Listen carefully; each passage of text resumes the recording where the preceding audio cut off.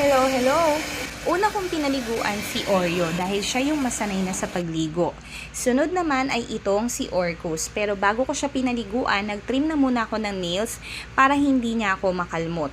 At dahil first time niyang maliligo, kaya warm water na muna ang ginamit ko sa kanya. At ang pinakapanghuli na pinaliguan ko ay itong si Jabu. Medyo malaki at maharot itong asong to, kaya medyo challenging ang pagpapaligo sa kanya. Buti nga ngayon kaya ko na siyang paliguan kahit mag-isa lang ako. Ito naman yung mga shampoo at soap na gamit ko sa kanila. Magkahiwalay ng soap ang aso at mga pusa ko. Ito naman yung mga vitamins at pang-deworm ko sa kanila. Kapag nag-alaga ka ng mga aso at pusa, dapat ready ka sa responsibilidad. Dapat kaya mong i-provide yung mga needs nila. Hindi lang basta pinapakain, dapat naglalaan ka din ng oras para makipaglaro sa kanila. At hindi lang sila pets, pamilya natin sila. Thank you for watching!